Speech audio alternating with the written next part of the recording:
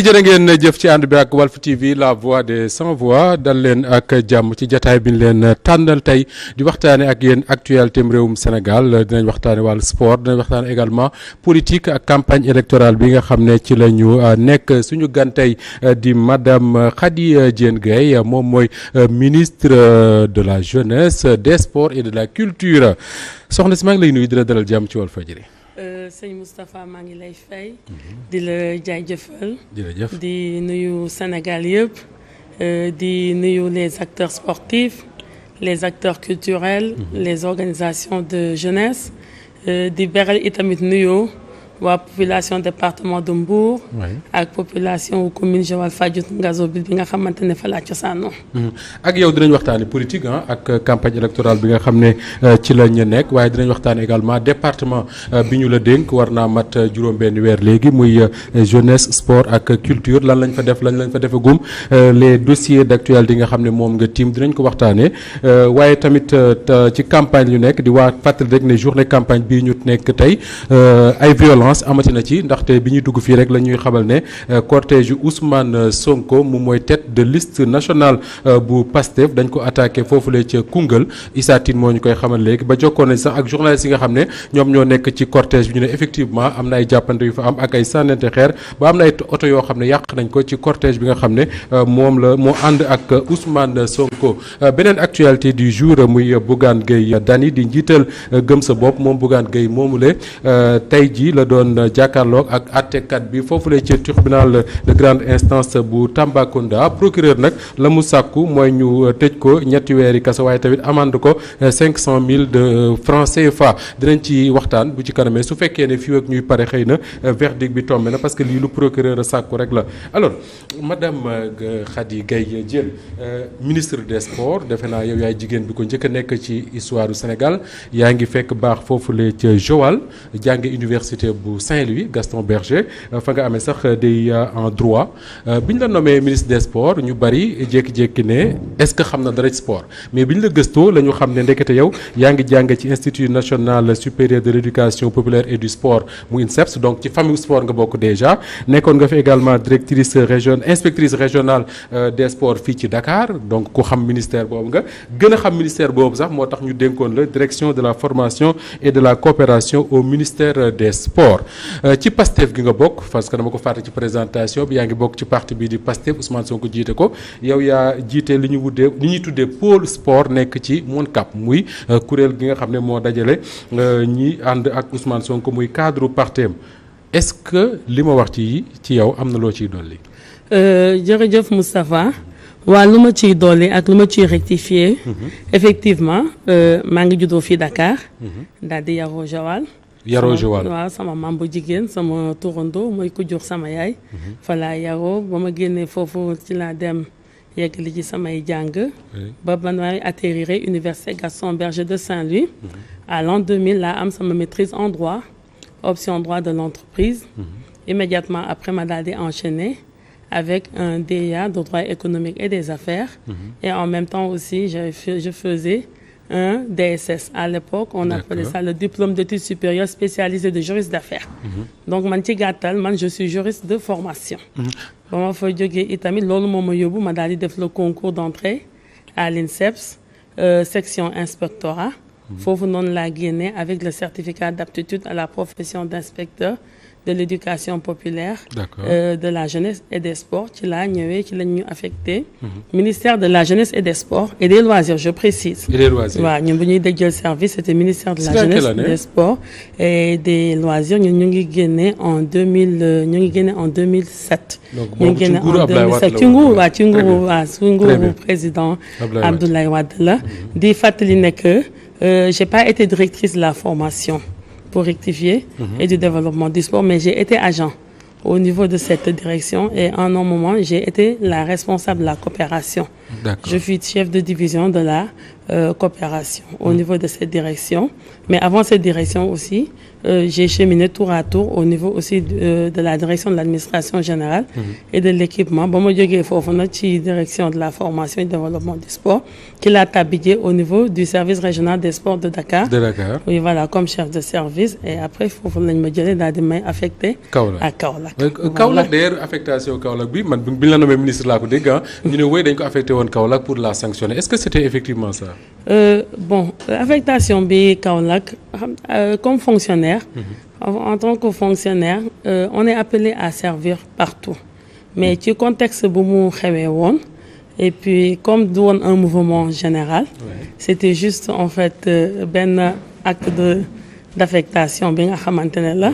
Il fallait déplacer celle qui était à la tête du sport de Dakar et puis éloigner ko aussi des centres de décision et du top management. Parce qu'en général, ki nga xamante ne moom may nekk ci bopp service régional des sports bu Dakar day siéger au niveau de la coordination. Et à l'époque, mon appartenance à PASTEF réerul woon kan et maa ngi woon ci biir mouvement national des cadres. Et puis aussi j'avais la lourde responsabilité aussi de piloter et de coordonner l'élaboration du programme sport de PASTEF. jawriñ bu fi nekkoon ci temps yooyu noonu le ministre des sports bon wat nag tombé waral ay gaaf. waaw et puis comme jamono yooyu moom tous les moyens étaient bons pour xeex. Voilà, ou bien pour fitnaal nit pour coonool nit nag. mais loolu moment boobu warul la bett ñu jëlee la Dakar yóbbu la Kaolack bu ñu xamee le contentieux bi amoon diggante le pouvoir de l'époque ak le PASTEF ba pare yokk ci nga ne yow yaa nekkoon ci bopp sport à Dakar naturellement réflexe ministre mooy kii su ma ko fi jëlewul mu jege les instants de décision mën na impacter un peu ni ministère biy doxee. waaw même bu ñu ma affecté wul woon foofu sax à l'époque quand même nous tous. ñëpp ñi nga xamante ne ay fonctionnaires de l'État la ñu woon nekkoon au niveau de l'administration centrale tout comme de l'administration déconcentrée ñun moom on s'attendait à tout loolu moo waraloon booy xool ñu ci bëri ñun dañu génne woon suñu xel ci lépp maanaam doo xaar promotion doo xaar ñu boole li ci dara et puis parce que da ngay xam ne que ñi fi nekkoon c'était pas des républicains. Parce que ñoom dañ daan jël arme état di ko à des fins politiques. pour di ko xeexee yenn militants yi. mais loolu yëpp tey daal dañu jàpp ne que ab jaar-jaar la woon. te xëy na suñu borom moom moo dogaloon ne que. loolu daf ci naroon bokk te. voilà bokk alors Bassirou Diomaye Faye élu président de la République du Sénégal nga nekk la première femme bu occuper ce ministère là. Heureusement pour vous su ma ko mënee waxee noonu ministère boo xam la mais ça fait quoi d'être première femme ministre des sports au Sénégal. dëgg la sëñ Moustapha au Sénégal effectivement ci bay xool ci gouvernement yi nga xamante ne yëpp ñoo fi toppalante des indépendances à nos jours mosuñu am quand même une dame à la tête du département en charge des sports. C'est une première te loolu yam ci aussi bay xool la dénomination. On parle de ministère de la jeunesse des sports et de la culture. boo seetloo itamit tuuti loolu mu ngi fi amoon ci jamonoy dem si yàlla si naka yàlla yërëm le doyen Amadou Mokhtar Mbow. booy xool ci moom ci temps wu jamonoy président Léopold Sédar Senghor. ci la ñu amee woon secrétariat d'État à la jeunesse au sport et à la culture. moom après moom booy xool après moom amaatu fi. ba bulet nii.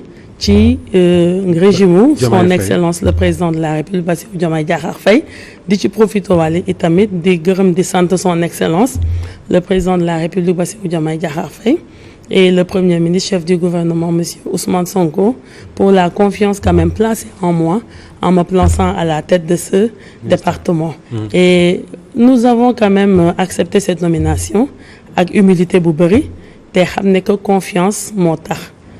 gën a tax ñu teg ñu fa ak itamit ak compétence am yaakaar ne que li nga xamante ne ñoom namm nañ ko ci secteur bi ñu fas yéene koo liggéey taxaw ci thème ba ñëpp gis ci seen bopp. yaa ngi wax sànq ne depuis Amadou Mokhtar Mbow gisuñu ko boole disons les 3 départements en un ministère tey ñu jox la les 3 départements jeunesse sport culture est-ce que c'est pas trop lourd. non tout ça en même temps. Moustapha dara diisu ci. ok waaw dara diisu ci xam nga lu tax damay dégg nag depuis boobu ba léegi nit ci dañuy wax naan dafa diis du dem mënu ko attanu ko may commencer rek di wax ne que ñett yi ñu boole 3 segments yi ñoo war a ànd te dafa war a ànd te booy xool comme exemple boo xoolee tuuti fu soriwut ci ñun Guinée-Bissau bii nga xamante ne suñu dëkkandoo la jege nañu ñoom loolu moo fa am ministère de la jeunesse des sports et de la culture am na itamit ci yeneen dëkku africain yi nga am xam ne tamit su ma juumut le Bénin su ma juumut def na itam ñoom dañ ko boolee noonu am na tamit yeneen dëkku africain yi nga xam te ne am na fa ak feneen itamit ci àdduna bi semaine passée rek maa ngi woon Ouagadougou def naa fa 2 fan mais sama naataangoo yi ma fa taseloon yëpp comme ministre en charge de la culture ñoom ñëpp booy xool ci seen portefeuille booy xool ñetti ñi la ñu boole wala ou bien ñaar ñi la ñu boole comme boog ñetti ñi dañoo war a ànd te dafa war a mën a ànd te diisut lu mu laaj mooy organisation la laaj ak une très bonne méthodologie de travail ak tamit les hommes qu'il faut à la place qu'il faut aussi pour pouvoir vraiment mener les missions les mettre en œuvre et dans le respect des délais mais diisut benn yoon justement parlons de délai et de date bi nga nekkee ci bopp ministère ba léegi juróom-benn weer mat na ko wala mu teg tey bu ñu doon tënk parce que bi ngay toog déggoon naa ñu bari ñuy wax naan oui il faut un cadre juridique amélioré pour les sportifs refondation de la charte du sport bi nga xam ne man je découvre comme ça que ni 1984 lañ ko defaroon. Est-ce que bi nga toogee ba léegi am na jéego ci loolu. sëñ Moustapha bay xool xam nga ñuy wax naan dafa diis du dem mais bu fekkente ne yéen ñi nga xamante ne yéen a nekk ci presse bi yéen a ngi observer di suivre jéego yi nga xamante ne teg nañ ko fi ba nga xamante ne département bu nekk moom kese la woon ñu dënk ko benn jëwriñ lañ fi jot a def en 7 mois xaw ma 6 mois ñu fi nekk 8 ans 10 ans defuñu ko fi may commencé booy xool ci bilan bi pour les 6 mois man ci réforme yi laa tàmbale réforme nag dafa métti mooy xool mooy waral souvent coow di ma topp waaw xam nga souvent booy xool mënoo toog une semaine te dégguloo oui ministre Khady Diène Gaye wala secteur sport surtout ci sport bi parce que réforme moo nekk li nga xamante ne méttiwul mais pour acceptation bi dafa xaw a jafe parce qu'il faudra faire bouger des lignes parce que xam nga réforme moom foo ko waxee rek xamal ne que am na ay intérêts yi nga xamante ne des intérêts particuliers yi nga xamante ne c'est des intérêts menacés te aussi bon voilà ñoom itamit du leen neex foog ñu daal di jóg taxaw temb ne lii ak lii moo tax yëf di am coow. may commencer d'abord ci wàllum culture. xam nga culture yàgg nga fi dégg ministère de la culture et du patrimoine historique wala ministère de la culture moom kese. et pourtant tourisme sax ànd na fi. waaw et pourtant booy xool ci 6 mois yi. teg nañ fi jéego bi nga xamante ne les acteurs culturels ci fan yi ñu génne ñoom toog nañu 16 ans 17 ans di ko xaar. mooy la rémunération pour copie privée. rémunération pour copie privée boobu noonu son excellence le président de la République Bassirou Diomaye Diakhar Faye est entré dans l'histoire du monde de la culture. en adoptant ce projet de décret il y a de cela juste 2 semaines dinaa ci yegsi et pourtant ministère de la culture moom kese la benn département kese la doon nekk ñu doon ko benn nit et puis su ma juumoo sax yaakaar naa ne que 8 ministres jaar nañ fi. parce que la loi d'auteur la loi sur les droits d'auteur et droits voisins depuis 2008 lañ ko adopté Assemblée nationale. te la rémunération pour copie privée bi bokkoon ci li nga xamante ne ci mesure de mise en œuvre yi que cette loi la waroon bokk 2008 ba 2024 ñaata ministre de la culture ñoo fi jaar boo ko xayma xam nga mosuñu ko def te léegi ba ñu boolee culture ak sport ak jeunesse waaw ñun def nañ ko kon te boog léegi diisaay bi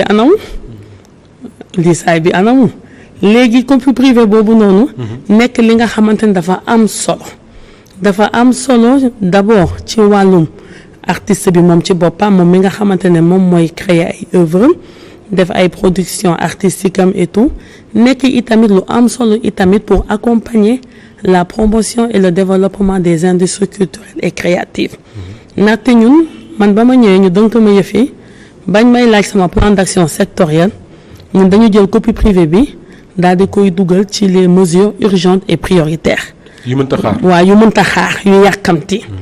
yu yàkkamti parce que yàgg nañu seetlu nekk artistes yi tout le temps lors des fêtes de la musique wala ou bien journée internationale de la danse wala ou bien journée internationale de comment dirais-je encore du théâtre ak xew-xew bu mu munti doon artistes yi pour kuy suivre bu ñu wax te duñu wax ne que ñoom dañu soxla loolu ndaxte nag ñoom lu tax ñu di ko wax c'est pour leur permettre ñoom seen œuvre yi nga xamante ne ñoom ñu ngi koy produire ñu gën ko mën a jëriñoo ñu mën ko mën a jëriñoo parce que loolu noonu ku ci am sa œuvre nga enregistré ko nga daal di koy protéger nga immatriculer au niveau de la SODAV œuvre bi maanaam ci support de com yi nga xamante ne dañ ko nar a importer ak yeneen support yi nga xamante ne yooyu listé nañ ko mu ngi ci biir décret bi am na benn redevance de 3% bi nga xamante ne les services des douanes dañ ko ciy prélever buñ ko prélever trésor public comme moom moo yor gafa gi moo koy daal di jël bu ko jëlee daal di koy reverser dans le compte de dépôt de la SODAV SODAV da koy dajale ba at bi jeex artistes yi nga xamante ne ñoom am seen œuvre foofu noonu mu daal di leen woo daal di procéder maintenant à la distribution maanaam genre natt la te loolu noonu Burkina Faso daf ko def bu yàgg Burkina bii depuis l'an 2000 loolu am njeexital bu mag a mag ci seen nekkinu artistes yi Côte d'Ivoire def na ko ni ñu koy waxee te itamit même Maroc itamit Sénégal dafa tardé woon te jeudi passé vendredi passé bii nii àjjuma bi wees ba ma demee UEMOA ci réunion des ministres en charge de la culture ci taabal bi loolu la ñu njëkk a teg félicitations yooyu la ñu njëkk a adressé au gouvernement du Sénégal pour l'adoption du projet de décret portant rémunération de la copie privée parce que non seulement dafa amoon loi boo xamante ne depuis 2008 la ko Assemblée nationale adopté voté mais aussi dafa am une directive aussi de l'UEMOA buy demander aux États membres ñu daal di koy internaliser ci seen dispositif juridique interne afin que l'artiste puisse vraiment se nourrir de son art et participer en même temps aussi vraiment au financement des manifestations culturelles et à l'éclosion des industries culturelles et créatives. Malgré tout damay dégg ci ay artistes même ñuy bind surtout ñu wax ne la culture mooy le parent pauvre sinon moom mooy le grand oublié du plan Sénégal 2050 est-ce que c'est bien ça est-ce que ce plan-là jox na culture place am. Bon defe naa nag moom plan bi le nouveau référentiel bii nga xamante ne présenté nañ ko fii Diamniadio yaakaar naa nekk mécanisme yu mu identifié te fas yéene ci sukkandiku les plus hautes autorités pour accompagner la jeunesse sénégalaise et tamit accompagner itamit asseoir une économie compétitive yaakaar naa ne culture mu ngi ci. Parce que booy xool ci axe stratégique yi 4 la bonne gouvernance moo ci jiitu engagement africain aménagement du territoire capital humain et équité sociale ak économie compétitive te culture non seulement dañ ko bëgg a jël comme un outil pour le renforcement du capital humain de l'équité sociale mais itamit dañ ko daal di identifier particulièrement concernant les industries culturelles et créatives pour asseoir une économie compétitive. kon boo yaakaar naa ne que xëj na lecture bi ñoom entendement ñi koy wax boog ñu koy wax parce que man sax gëw ma ne artistes yi ñoo ko wax gëw ma ne artistes yi bon peut-être que ñoom xëy na dañoo liiragul yëf yi bu baax wala xëy na dañoo amagul une bonne appropriation du document mais bu man je les renvoie à l'axe 4 économie compétitive capital social capital humain et équité sociale dinañu gis ne que la culture tout comme le sport aussi occupe une place prépondérante très importante ci référentiel bi et sur lequel vraiment le président de la République compte vraiment s'appuyer pour accompagner la jeunesse sénégalaise en termes de formation citoyenne construction civique et employabilité aussi. dina ñëwaat ci la jeunesse de manière spécifique mais ñu delluwaat un peu waxtaan sport. Parce que ku mel ne Cheikh Tidiane Gomis le chef du service sport de Walfadjri damay dégg très souvent mu naan il faut de nouveaux textes pour les sportifs sénégalais ma dégg sax ngay wax réforme. Est-ce que ce réforme boobu dafa tekki ne ñi ngi defar wala boog defar nañu de nouveaux textes pour les sportifs. waaw loolu noonu Cheikh Tidiane suñu mbokk Cheikh Tidiane Gomis wax loolu moom dëgg la. moo tax ma ne la man bu ma ñëwee man réforme yi laa jiital moo tax man la souvent coow day am. parce que effectivement ñun dañu yàgg xayma ne que te réforme boobu dañ ko doon xaar lu yàgg ndaxte booy xool le sport charte bi nga xamante ne ci la sukkandiku moo koy réglementé depuis 1984. année bi sax amu ci solo de ak âge bi mais maanaam charte du sport dafa bëri ay limites yi nga xamante ne mënuñu continuer ñun di ci sukkandiku pour pouvoir vraiment mener nos missions wala ou bien pour réglementer le secteur du sport parce que booy xool lu mel ni wàllum professionnalisation. La charte du sport permettre ñu actuellement pour le secteur du sport vraiment d'asseoir une bonne politique de professionnalisation ak yeneen parce que ce qui est annoncé dans la charte du sport c'est pas la professionnalisation mais c'est le principe d'amateurisme ak yeneen yoo xamante ne lim bi xëy na du jeex tey moo tax na ñun bu ñu ñëwee ci ñetti weer yu njëkk yi même pas avril mai juin fexe nañu maintenant tout en sachant tout en rappelant que quand même réforme bi yàgg nañ ko entamé yàgg nañ ko enclenché parce que man quand même xam naa ci dara nag ministère des sports bi du ma fi ku bees fekk naa fi réforme yi 2013 booy xool ci jëwriñ gi fi nekkoon moom tegoon na benn cadre tegoon na benn comité national en charge de la réforme des textes dans le secteur du sport acteurs yi dajaloo woon nañu waxtaanoon nañu te am na lu ñu tënkoon itamit ne lii yaakaar nañ ne que war nañ ko mën a jël léegi daal di koy présenter yóbbu ko comme ça mën ko jaarale assemblée en conseil des ministres après yóbbu ko assemblée nationale adopté ko mais booy xool depuis 2013 yëf yi après c'est la léthargie de 2014 jusqu'en 2024 jëwriñ ñu fi jot a jaar ñëpp mosu ñoo waxu réforme juridique te loolu mën ngeen ko vérifier boo ko xaymaa ci wàllum texte yu ñu fi adopté ci diggante 2014 ba 2024 xëy na ay arrêté donc nga ngay gis te arrêté yooyu noonu indiwu fi changement bu bëri su ma ci mënee lim xëy na arrêté concernant la délivrance et l'organisation des diplômes d'entraîneur lay doon mais amul benn réforme bi nga xamante ne de 2014 jusqu'en 2024 teg nañ ko fi pour mën a accompagner le développement du secteur moo tax il était impératif et conformément à la vision déclinée dans le projet li nga xamante ne mooy concernant les aspects sportifs il fallait démarrer par ça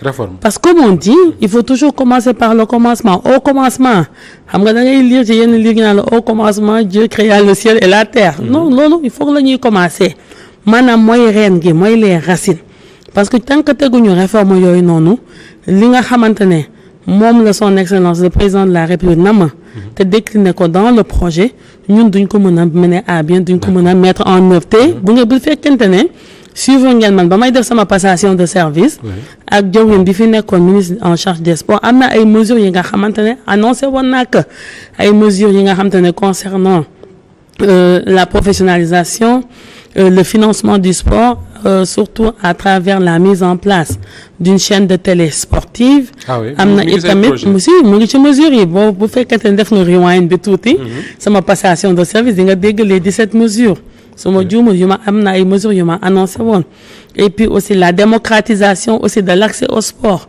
boobu tamit dafa am solo parce que boo xasee génne Dakar ma loolu ñeme naa ko affirmer c'est le désert sportif.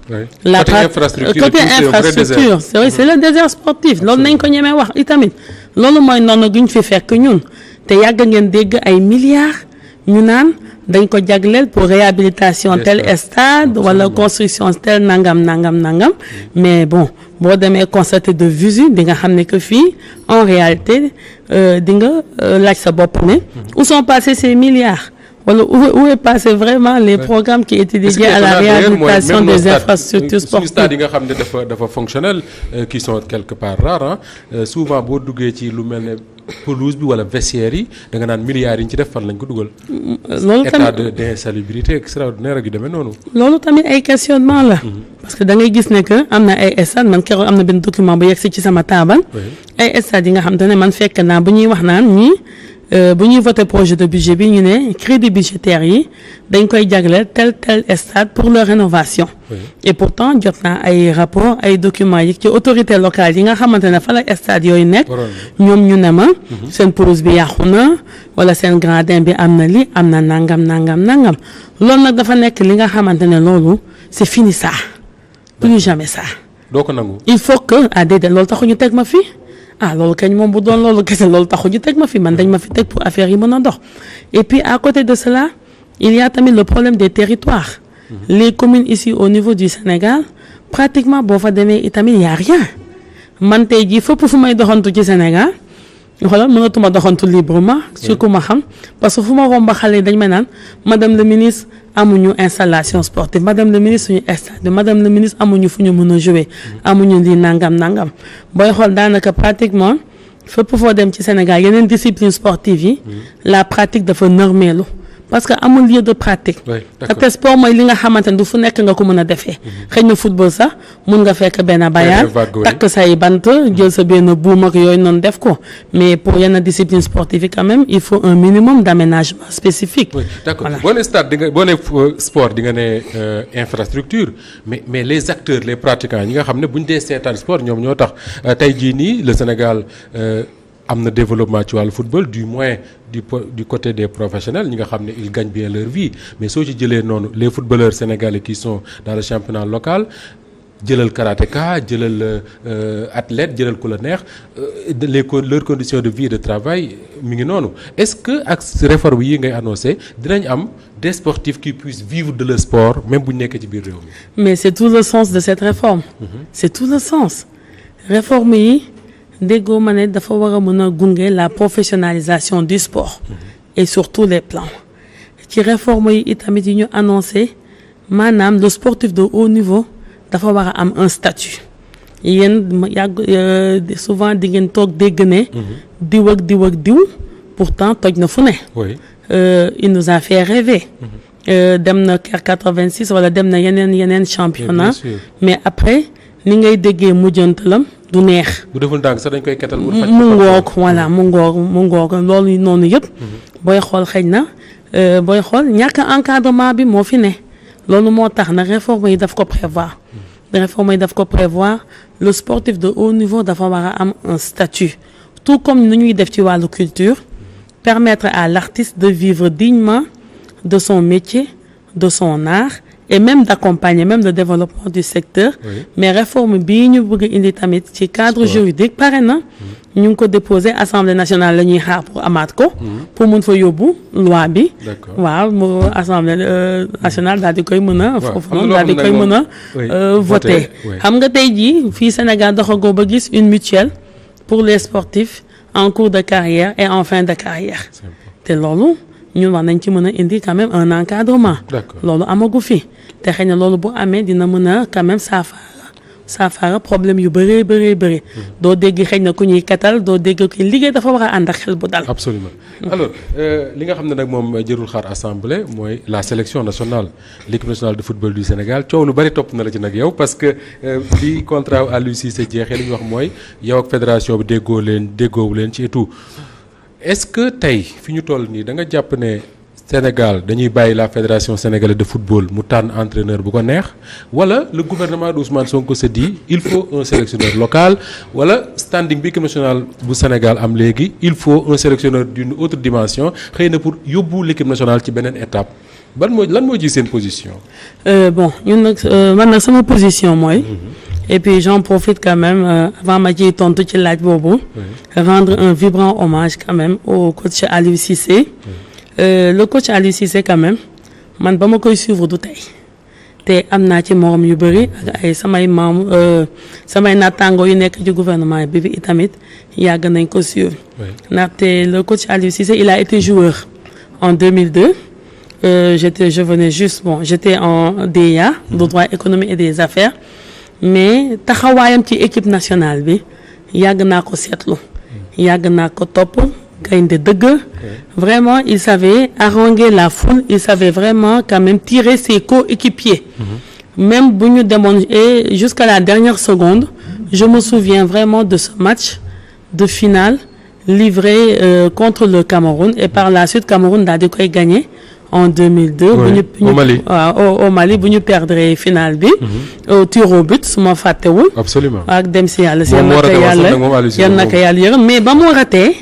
da ngay xam ne que kii am na lu ko métti lool tey. gaynde la. waaw da ngay xam ne que kii gaynde la.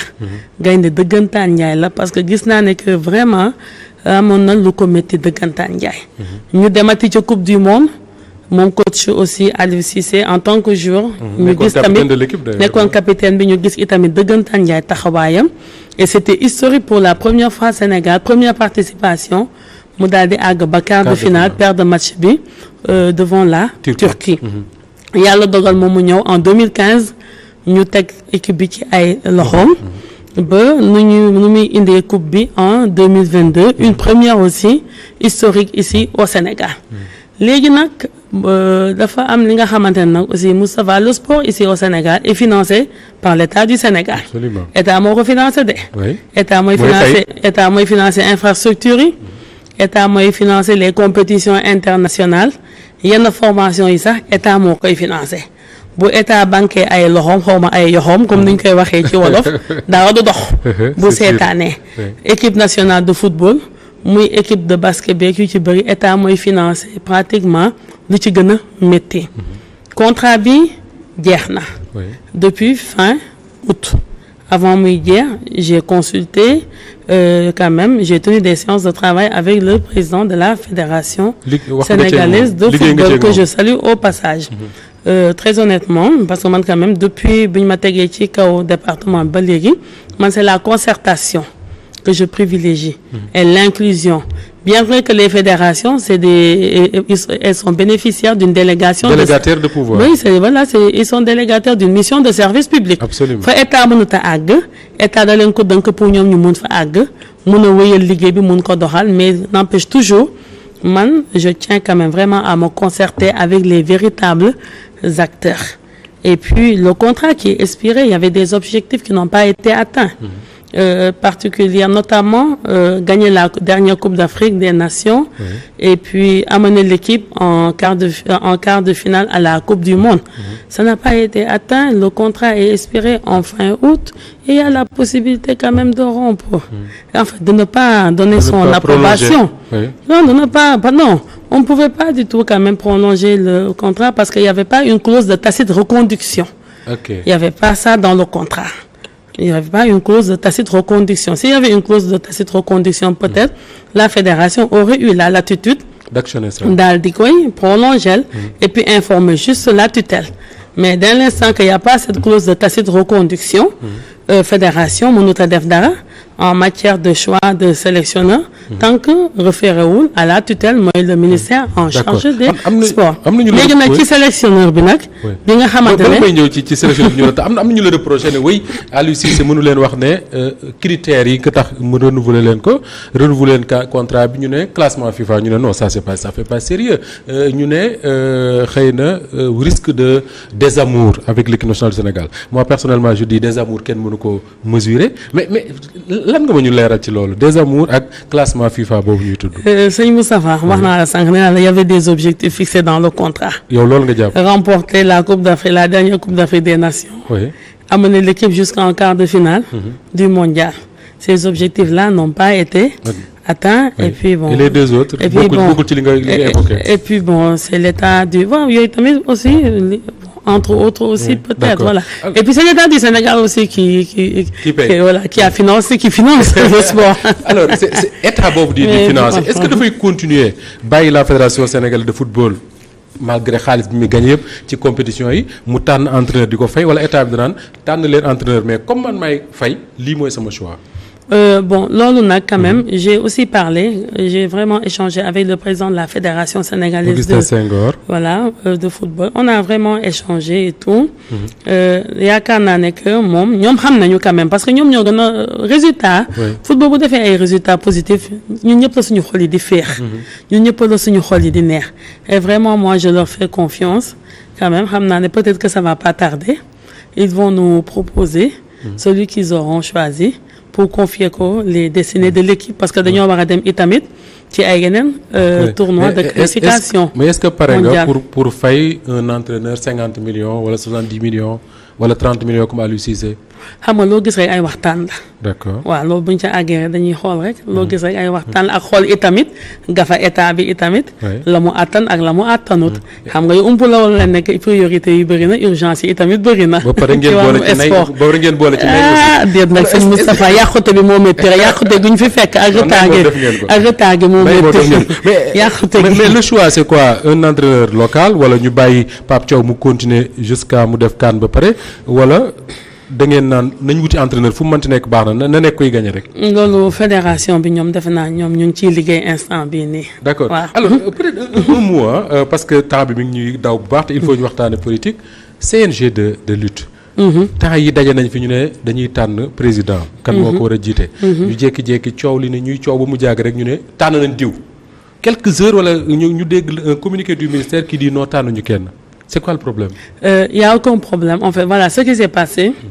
yéen ñëpp suivre ngeen ko comme ni ma ko waxee rek ci wàllum football bi tànn bi boo gisee ma doxale ko nii man du ma tëb rek jël décision toujours man damay concerter wu avec mes collaborateurs. Absolument. Les techniciens les experts aussi parce que après tout administration il y a une orthodoxie et puis administration itamit am na ñi nga xam te ne dañu leen former exclusivement pour servir l'administration bu ñu toogee waxtaan ñu gis ne que quand même lamb ji ay acteurs ñoo ko séq te lamb bi may fàttali aussi xëy na loolu am na ñu ko fàtte en 2018 xamatuma 2019 amoon na fi ay concertation autour de la lutte ba ñu génnee ci concertation yooyu noonu am na ay conclusions yi nga xamante ne dañ ko arrêté woon dañ ko tënkoon nga xamante ne dañu waroon dem dans le sens de réformer la lutte sénégalaise loolu noonu temps wu président CNG Alioune Sarr docteur Alioune Sarr defe naa moom moo fi nekkoon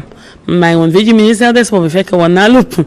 léegi booy xool réforme yooyu noonu ba léegi tegaguñ ko et pourtant c'est depuis 2018 depuis 2019 loolu moo tax mandat CNG bi en réalité jeex na depuis le 30 mars bi passé. ok boobu noonu gouvernement bii nii le premier ministre Ousmane Sonko jiite tegaguñ ko sax man mii sax. kenn xamagul woon nañ ma nommé ministre des sports ou pas mandat bi dafa jeexoon depuis le 30 mars jëwrin bi fi ne woon di gérer sport bi daal di ne moom da ko proroger ba le 30 septembre bi ñu génne nii man nag ma ne man du ma tëju rek tànn ku ma neex teg ko ci kaw bopp CNG dama leen di woo acteurs yi waxtaan ak ñoom ne leen nañu jéem a trouver un consensus parce que ñoom ñoo seq mbir mi ñoom ñoo gën a xamante ci seen biir nañu ut un consensus daal di may proposer nag benn short of list ne leen nag na ngeen ma proposer ñetti tour léegi man su ma toogee ak samay collaborateurs ak samay experts yi ma wër man dinaa tànn bu boobaa man dinaa mettre jox nañ ma ko vraiment joxoon nañ ma si lu ëpp ñetti tour mais bon man moom ñaari booy xool sax en réalité ñaari tour sax a génne sax nag waaw ñaari tour sax waaw voilà projet président ci ñaari voilà mu ngoog na te loolu noonu ba ma déggee na ñu ne communiqué génne na après nag bon affaire bi daf ma xaw a jaaxal ma ne xëy na dafa am beneen jëwrin boo xamante ne dafay jël ndogal léegi ci làmb ji te du man mais xam nga loo gis rek xam nga léegi aussi nag ak vraiment porosité information yi affaire yi nu muy demee moom léegi moom mënatoo maîtriser dara mais j'ai signé l'arrêté bi signé naa ko arrêté bi tànn président j'ai déjà choisi donc kon fi nga toog nii xam nga président man j'ai choisi kan la j'ai choisi mais ndax xam nga y a les formalités administratives parce que xam nga arrêté di nga ko yóbbu primature au niveau du secrétariat général du gouvernement ñu daal di koy numéroté. léegi nag loolu noonu la ñuy xaar xëy na fii léegi suba sax sànq sa may ñëw ci émission bi maa ngi laaj sama directeur de cabinet. est-ce que arrêté bi am na numéro instant bi mu ne ma dina amagul. mais peut-être xëy na suba parce que dañ ci def le caractère urgent. mënut a xaar. incha allah acteurs yi bu ñu yàkkamte. bu subaa dinañu gis bu subaa sûr man je lis xam naa ñu bari bu subaa dina ñoom suba incha allah du ñu génne en tout cas ci àjjuma bi. te xam ñu équipe te non duñ ci génne duñ ci génne. incha allahu rabin te duñu xam kan mooy jiite CNG bi. maa ngi dégg nag ñu ngi. disons fii ba fin de semaine wala début semaine prochaine. non pas début semaine prochaine à numérotation nag moom mënut a àgg nag xanaa. incha allah maa ngi dégg nag agitation yi bëri na. ak agissement yeeg yooyu mais may xam ne rek.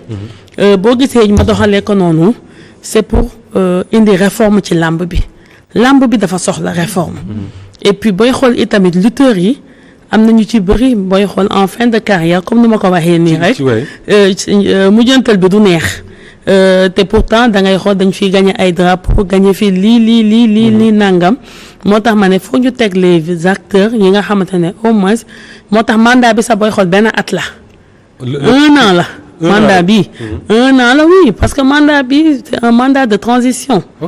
C'est pour permettre au CNG vraiment de finaliser la réforme wala ou bien je sais pas moi de conduire la réforme 1 an la te président bi nga xamante ne moom mooy jiite ci CNG bi ki ma tànn ni bu fekkente ne mandat bi jeex na ñu war a dem fédération moom du mun a présenté wu moom du mun a présenté wu comme président de fédération loolu ñu def nañ ko ci arrêté bi écrit nañ ko noir sur blanc mais may xam ne ci yoon parce que lii nii ñoom lettre bi ñu leen di installé di nga gis ne que am na benn lettre de mission bi nga xamante ne moom la ñuy teg ci seen loxo lettre de mission ba moom moo nar a nekk ñoom seen feuille de route ci la ñu war a sukkandiku liggéey lu ñuy liggéey te à la fin de leur mandat ci loolu incha allahu rabin ak ku fi mënti nekk ci lañ leen fas yéene évaluer di xam ne que li ñu def nii yëpp vraiment c'est pour mieux quand même vraiment asseoir la cohésion et puis jëmale làmb aussi ci kanam.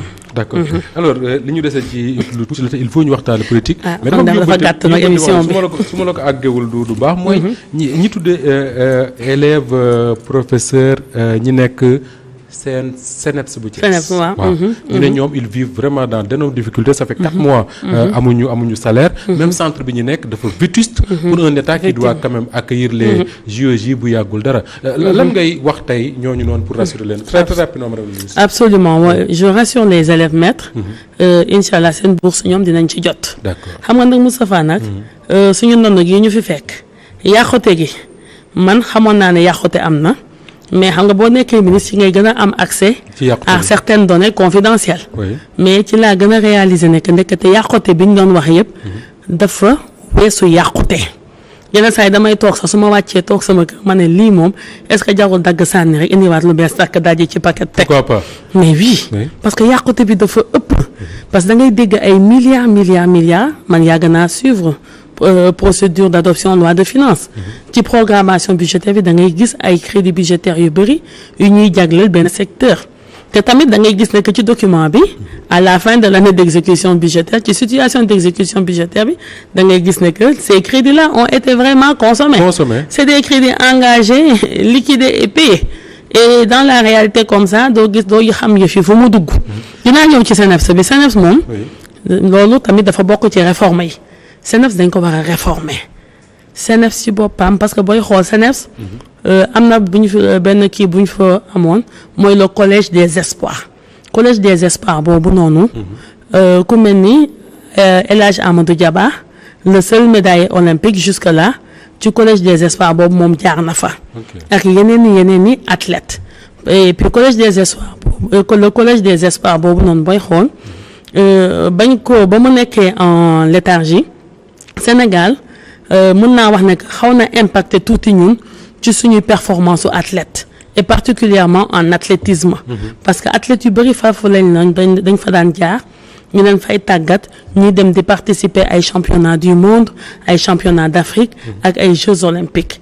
mais Sénégal tey jii nii xanaa ren jii xaw na tane mais booy xool les 2 premières disciplines olympiques la première muy athlétisme Sénégal foofu noonu dañ ci war a indi ay jéego yu mag a mag moo tax forcément te loolu noonu c'est conformément à nos perspectives ci suñuy perspective la bokk le CNEPS dafay subir une réforme non amuñu choix CNEPS foog ñu orienter ko pour la haute performance parce que là il faut un centre de haute performance quand même pour pouvoir prétendre avoir une bonne élite sportive ces élèves maîtres ils vont percevoir bientôt inchallah le bourse. Est-ce que doo auditer les fédérations bi demee noonu pour xam li fa nekk fédération sénégalaise de football bi nee nañ dafa bëri alal et pourtant wax nga sànq ne état bi mooy dépenser ba léegi mooy fay. est-ce que mooy fay te ma nga baal ma lay jox rek benn exemple.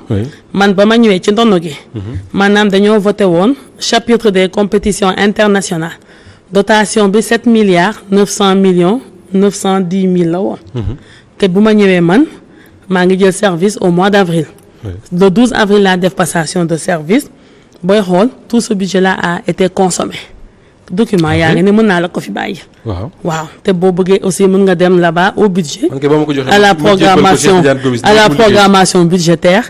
pour def vérification nga corroborer budget boobu maanaam janvier février mars lañ ko consommé. mu dem moo tax mu dem mu ngi nii te nag lu ci 580 millions. 250 000 lañ ci justifié. la ñu indi ay justification yoo xam ne mën nga jàpp ne lii moom lii lañ ko jëndee. waaw léegi am na un montant de 7 milliards 330 millions 550 844 francs CFA bu ñu war a justifier. 7 milliards oui 7 milliards bu ñu war a justifier. mu ngi nii document yëpp a ngi nii man moom ma indi ko dama ko fi bàyyi boo bëggee. boo bëggee ta ngeen def finance def enquête moom dama leen di wan ne kon nu ma xewee ci lii. noonu la xewee feneen ak feneen gis ngeen ma. dem naa fi tourner au niveau de la zone sud et au niveau de la zone est. Moustapha foog ma expliquer tuuti à Sédhiou. et à Kédougou. les stades régionaux. ba ma ñëwee gis naa ñu defal ma taux d'exécution financière nangam 60% 70%. te ba ma demee foofu noonu yeggu leen fa ay ñax laa fa fekk ak ay quelques briques yu yëkkati.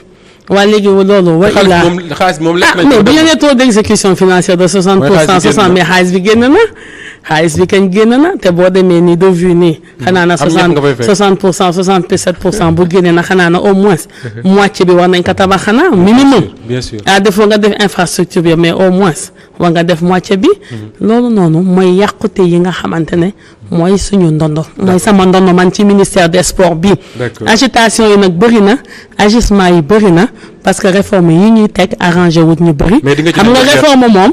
ku koy teg da ngay yàq ay noos. te noos nag ku koy yàq nag koo bëgg a yàqal noosam itamit kooku nag foog mu jóg wax foog mu yuuxu. parce que intérêt ngay laal. on a 7 minutes pour parler politique malgré waxtu yi daf ñu dàq comme pas possible man sax bett na ma. élection législative la ñu nekk.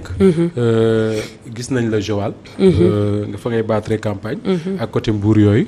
mais li jaaxal Sénégalais yu bari mooy comment se fait-il le Pastef parti bi nga xam ne moo ñu doon wax ay valeurs ñu jékki-jékki ñu jëm élection législative seen. tête de liste Ousmane Sonko ni tijji leen porte yi ñeneen ñi dugg ñu gis ngeen ñu recruter ay maire yu fi nekkoon ak yooyu ba yow sax am na maire boo recevoir defe naa loolu moom nan ngeen ko mën a tuddee loolu transhumance. déet sëñ Moustapha foofu nag moom du ma nangu ni nga ko woowee. transhumance la du transhumance. nan la déet du recrutement. waa Ila sëñ Moustapha. Sénégal te du république la ñun ñëpp a ko bokk. kan moo woo kenn fii kenn woowu fi kenn de fii. da ngaa mës a dégg le président du PASTEF le leader. du Pastef woo ay nit ne ñëw leen. mi ngi ne ñu ngi recevoir ay maire waaw mais bi mu defee jox na ay maire kàddu ñu wax. waaw mais c'est le premier ministre du Sénégal aussi entre autres. c'est le chef du gouvernement. et puis quand même lu fi xewoon bu njëkk ba loolu dafa war a xewi maanaam yow boo bokk bu ngeen bokkul gis-gis bokku leen parti politique. la état war a investir ci dëkk ba du ko fa def parce que tout simplement maire bi bokkul ci sama camp. loolu dafa war a xewi. beaucoup de communes ont souffert de ça. beaucoup de communes ont souffert de cela. lu mel ni Ziguinchor mi nga xamante ne moom le leader du Pastef moom moo fa nekkoon mais ñoom ñu nga toog foofu ñaata at la ñu toog. ak yeneen dañoo téye woon lépp. et tout mais loolu noonu kan ngay lor mais c'est les populations locales ñoom ngay lor say doom say mbokk ñoom ngay lor. ma lay wax ne que fii ñun recruter wuñu kenn woowuñu kenn. mais képp koo xamante ne nag yow nekk nga ci mairie nekk nga ci commune. am say projet de développement wax dëgg nag. am nga droit acheminer ko ci ministère boo xamante ne. foofu nga mën a amee financement wala foofu nga mën a amee accompagnement. loolu ci cadre boobu man la recevoir woon madame la mairesse de Joal Fadiouth Ngazobil. parce que nag Joal comme ni ma la koy waxee man fa laa yaroo. te itamit nag Joal dafa bokk ci lu ma defar ba ma baax ba mën a toog fii di wax ak yow moom madame la maire bu amee des projets de développement pour la commune pour les jeunes qui sont là-bas mes nièces mes neveux mais dama koy accueillir. wax ko ci sama xalaat. xool itamit naka laa ko ci jàppale ak ban accompagnement itamit. yaakaar ngeen gagné département de Mbour boobu ngeen kii parce que su maa ngi xool ni mais y a des têtes de liste nationale yoo xam ne ci département boobu lañ dëkk est-ce que yaakaar ngeen gagné ko yéen waa Pastef. ci kattanu yàlla suñu borom dinañ ko gagné incha allah. rabbi waaw. haut la main sax nag haut la main. alors incha allah la campagne maa ngi koy wax sànq violence yi ak li ñu wax sànq bi ñu dugg fii ci cortège Ousmane Sonko y a eu d'autres violences fii ci Dakar lan moo tax campagne pour des législatives mu war a ànd ak de la violence. waaw vraiment loolu moom sëñ Moustapha. maa ngi koy naqarlu bu baax a baax de même que les plus hautes autorités quand même le président de la République lancé na message wax na keroog ba muy wax. nañu dem ci campagne bu apaisée acteurs yi nañu dal li élection kese la Sénégal élection beesu fi sénégalais yaa ngi voté avant 1960 sénégalais yaa ngi voté kon boog lan moo waral lii tey jii nii mu war a mën a am violence gi nag man dama jàpp ne rek xëj na ci xel mu gàtt dama yaakaar ne xëj na dafa am ay rax-rax daal parce que booy xool ñun de suñu caravane wax fa dëgg neex yàlla suñu bi nga xam ne suñu leader moo ko dirigé ñun woote wuñu violence wutuñu violence keroog département de Mbour ba Joal maa ngi woon ak ñoom amuloon benn violence tooñuñu kenn xasuñu kenn ñun ñu ngi déroulé suñu programme di wax suñuy idée di wax suñuy perspective waaw rappaayu dëkk yi nag moom ñëpp ko seetlu dëkk yëpp a ràpp waaw dëkk yëpp a ràpp sama dëkk man ci la bokk Joal Fadiouth Ngazo bi napp gi dafa nërmeelu ni ñu koy mbéy mi nërmeelu na tourisme bi itamit dafa nërmeelu instant bi nag ñun dañoo soxla assemblée nationale bu ñuy am une majorité ndax comme réforme yii ma la annoncé tey jii ñu wax ko mën a jàllale bu fekkonte ne une opposition responsable la ñu am une opposition consciente des enjeux de l'heure du moment mais kon problème du am mais opposition buy taxaw di wax naan dañuy bloqué dëkk bi avion du daw bateau du dem bateau du costé dara du dem ak dikk mais man damay choqué est-ce que yow kooku noonu di wax est-ce que Sénégal sax bëgg na Sénégal ñun de Sénégal la ñu am man de nekkoon naa ci opposition waaye mosuma yéene safaan Sénégal. D'accord. parce que man Sénégal rek laa am aw ma leneen lu dul Sénégal. une dernière chose ñu jeexal waxtu bi jeex na yaa ngi wax ne majorité ngeen bëgg pour réformer le pays entre autres mais du yomb pourquoi parce que tête de liste nationale ñi ngeen xam ne ñoom ngeen wujjeel bokk na ci un ancien président de la République muy Macky Sall même s'il n'est pas là pour battre campagne c'est quand même un ancien président un ancien premier ministre et beaucoup d'autres est-ce que loolu du gën a jafe la compétition pour vous le fait que Macky Sall bokk déjà dans la compétition. man de sëñ Moustapha moom moo li ma loon ñeneen sax ma xaw a mën a am peut-être ay quelques appréhensions waaye mais président de la République bi nga xam te ne bi mu fi jógee yàggut dëkk bi nu mu mel nii moom loxoom mu ngi ci moom la rappaayu dëkk bi milliards yi nga xamante ne nee nañu moom lañ doon voté ci assemblée nationale pour mettre en œuvre suñu politique publique de développement milliards yooyu gisuñu ci lenn lu mu impacté wax ci dolli évasion fiscale bi mu daal di koy gën a favoriser protéger wul exploitation de nos ressources naturelles et de nos ressources minières kon boo kooku tey bu ñëwee te ne dafay nekk tête de liste ne day battre campagne yal na ko yàlla jàppale waaye xam naa daal moom ku bëggul am tuuti désespoir moom te bokk ca kaawam googu si boobu bu yàq sa temps ndaxte la yàq dëkk bi moom ca la bokk moom moo tax dëkk bi métti moo tax gone yi di jël gaal yi naan dañuy jéem a jéggi océan Atlantique bi moo tax gone yi di jël seeni tànk naan dañuy jéem a rejoindre yeneen i pays yeneen i frontières pour un avenir meilleur pour un avenir radieux 12 ans yi mu fi def bu fekkonte ne defoon na fi lam fi war a def ko ñun bu ñu dikkee danañu tal leneen Moustapha xam nga lu tax ñun duñu mën a noppalu lu tax liggéey bi di métti parce que ñun liggéeyu 29 ans la ñu war a def ñun en 5 ans xam nga lu tax 29 ans waaw 29 ans parce que liggéey bi nga xamante ne waroon nañ ko def de l'an 2000 jusqu'en 2024 liggéey boobu kenn defu ko fi waaw léegi ñun ñu war a def liggéey boobu ba pare bu ko boole ñun suñu liggéeyu 5 ans nu ñu nelawee ba yàndoo am ngeen soxla waaw une dernière question pour yéen ñi xam nga ci dara 20h jot na Khady Diène Gaye est-ce que yaakaar nga ne le 17 novembre li Ousmane Sonko di wax mettre la barre très haute dinañ am majorité wu nangam 140 150 est-ce que yaakaar nga ne seen Pastef gi mën na dajale 150 députés ci réew mi bu baax a baax a baax lu ko ëpp sax nag lu ko ëpp incha allah rabbi ci kat yàlla suñu borom incha allah dana lay ko gërëm am bu baax. jërëjëf sëñ Moustapha kontaan naa di rafetlu vraiment seen liggéey. Walfadjri le groupe globalement di leen féliciter parce que yéen aussi gis nañu seen taxawaay bi ngeen am ci Sénégal te ci taxawaay boobu ngeen nekk ba léegi nii mosul leen xaddi mosul leen nërmeelu fépp fu wax dëgg jotee taxaw ngeen wax ko. ba yéen ñii sax am na ay yat yu leen xawoon a dal ba yéen a ngi nii tey jii waaye incha allah aussi suñu devoir la ñu témoigner quand même sa ouverture d'esprit ak sa disponibilité malgré liggéey beeg li ngay jàpp yëpp ku jege nit ñi la heure bu ñu la woowee jot la ku la laaj it nga wax ko la nga xam ne moom nga xam ci li ngay gérer ñu ngi la ciy sant bu baax a baax di la gërëm ci wuy si bi di fàtt ne yaa ngi tudd Khady Diène Gaye nekk ministre de la jeunesse des sports et de la culture muy jigéen bi ko njëkk a nekk ci Sénégal nu ñu ko doon dalal tey ci entretien spécial bi ñu leen jàkkleel tey ci waxtu l'édition du soir di gërëm toute l'équipe bi nga xam ne ñoo doon def édition du soir ñu abal ñoom seen waxtu pour ñu mën ci def émission bi la di gërëm Barke Si Diop bi nga xam ne moo ko doon réaliser ak les caméramans Pape Modou Pape Samba Serigne Saliou Bey ak tout le groupe mbokk yi jërë ngeen jëf bu 20h jotee Safiatou Cissé 21h Awa Diop Ndiaye dans son émission électorale di waxtaane élection législative ak campagne bi ñun bu